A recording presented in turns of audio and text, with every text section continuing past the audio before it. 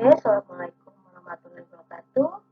Kita masuk kembali di topik bioteknologi dengan tema penerapan bioteknologi. Penerapan bioteknologi itu banyak dari semua aspek kehidupan sebenarnya. Tapi di sini saya hanya menjelaskan aplikasi bioteknologi di bidang peternakan dan pertanian. Walaupun sebenarnya aspek-aspek yang lain itu juga ada aplikasi penerapan bioteknologi. Tapi kita hanya menekankan pada peternakan dan pertanian. Saat ini, kemajuan bioteknologi itu berkembang dengan cepat, terutama di negara-negara maju. Pertumbuhan dicirikan dengan adanya berbagai macam penemuan, baik itu di bidang teknologi seperti rekayasa genetik, kultur jaringan, DNA rekombinan, pengembangan sel induk, cloning, dan teknologi lainnya. Penelitian di bidang pengembangan sel induk juga memberi harapan bagi penderita stroke atau penyakit lain yang akan menyebabkan kehilangan atau kerusakan jaringan tubuh untuk sembuh, seperti semula. Di sektor pangan, melalui rekayasa genetik, kultur jaringan dan DNA rekombinan, kita juga dapat menghasilkan tanaman yang memiliki sifat unggul, mengandung nilai gizi yang lebih tinggi dibandingkan tanaman yang konvensional. Selain dari itu, penggunaan bioteknologi pun juga terlibat dalam upaya pelestarian lingkungan, seperti penguraian minyak bumi yang tumpah ke laut itu menggunakan bakteri, penguraian zat beracun yang di sungai dan di laut menggunakan jenis bakteri yang baru. Bioteknologi merupakan ilmu yang terkait dengan beberapa penerapan sistem biologis dan organisme untuk proses teknis dan industri demi kesejahteraan manusia. Jadi penerapan bioteknologi di dalam kehidupan kita itu berperan dalam upaya mensejahterakan manusia. Selain mensejahterakan manusia dengan cara apa? Dengan cara menciptakan hasil-hasil produk bioteknologi yang bermanfaat bagi manusia itu sendiri dan bagi lingkungan dalam upaya untuk mencegah dan pelestarian lingkungan seperti itu. Jadi bioteknologi itu perannya sangat besar, tinggal sikap dan pandangan kita terhadap perkembangan bioteknologi. Peran bioteknologi dalam bidang peternakan digunakan untuk menciptakan vaksin, antibodi, kemudian pakan yang memiliki kualitas tinggi, dan hormon pertumbuhan yang digunakan untuk hewan. Sebagai contoh, vaksin untuk hewan ternak melibatkan atau upaya dalam proses pencegahan dan perlindungan terhadap penyakit mulut dan kuku pada mamalia. Jadi beberapa waktu yang lalu Indonesia itu banyak hewan ternak terutama mamalia menderita penyakit mulut dan kuku. Nah, ternyata hewan tersebut belum disuntikan vaksin dalam upaya pencegahannya. Yang kedua, vaksin NCD untuk mengatasi penyakit tetelio pada unggas, serta vaksin yang digunakan untuk menghadapi penyakit flu burung. Jadi itu contoh-contoh vaksin pada hewan vertebrata. Bisa juga seperti vaksin anti rabies pada hewan seperti anjing, kucing, dan sebagainya. Semua hal itu digunakan untuk proteksi pada manusia dan hewan. Penerapan teknologi reproduksi buatan itu sering dilakukan pada hewan langka, yang mana proses berkembang biak secara alaminya memerlukan waktu yang lama, kemungkinan gagalnya besar. Maka penerapan bioteknologi itu dalam upaya agar embrio dari hewan langka tersebut dapat tumbuh dan berkembang biak dengan baik dengan cara menanamkan pada rahim spesies yang lain yang masih memiliki hubungan kekerabatan. Dengan metode ini, hewan langka itu dapat dilindungi dari resiko kepunahan. Nah, itu adalah peran bioteknologi di bidang peternakan. Beberapa penerapan prinsip bioteknologi di bidang peternakan itu seperti teknologi transplantasi inti, transfer embrio, teknologi transgenik, hormon biasi, teknik inseminasi buatan. Ini adalah beberapa prinsip bioteknologi di bidang peternakan.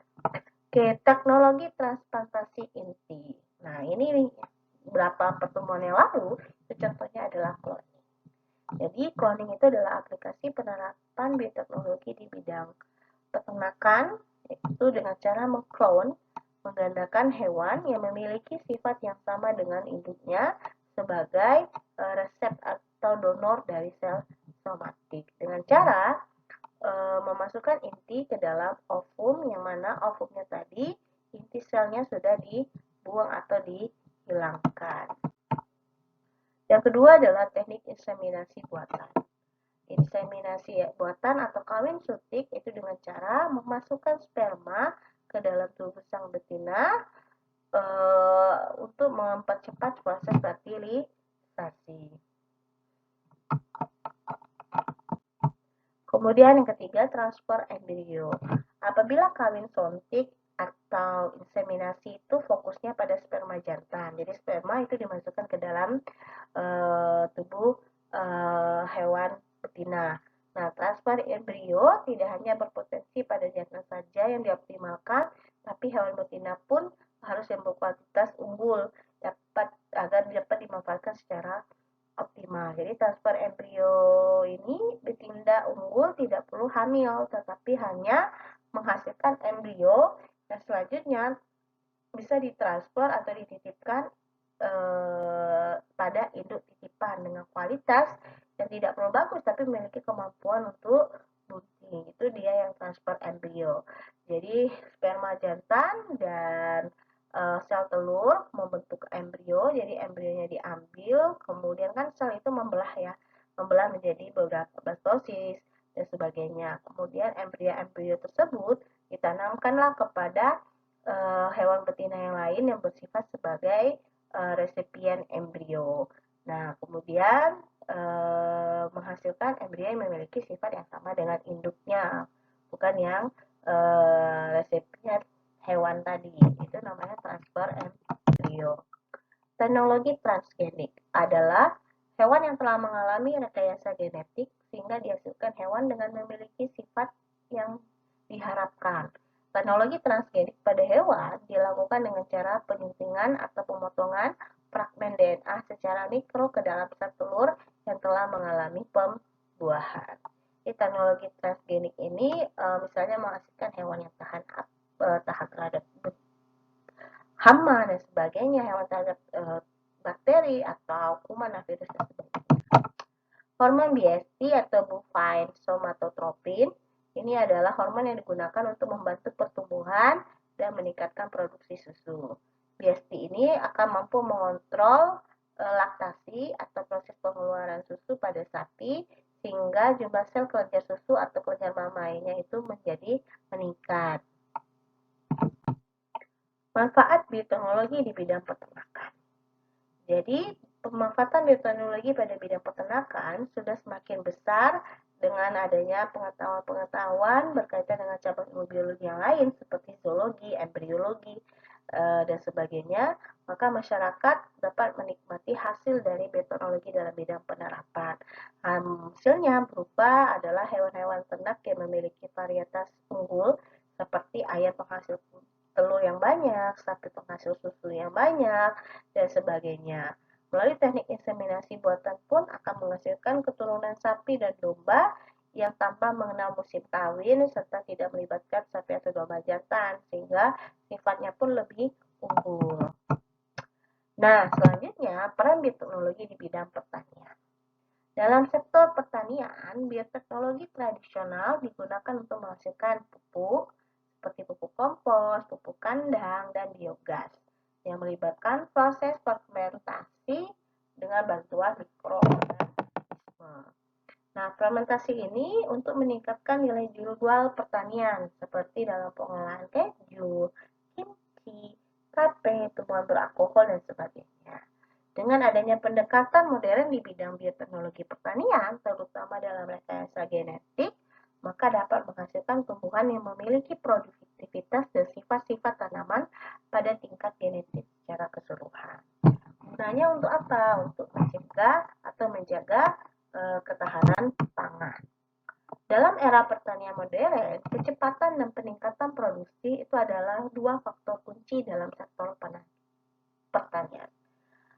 Jadi bagaimana memproduksi tanaman yang banyak, ya, kemudian bagaimana hasilnya pun juga harus banyak. Jadi itu adalah sektor kunci dalam bidang pertanian, terutama dalam menghadapi revolusi industri pertanian pada era 4.0.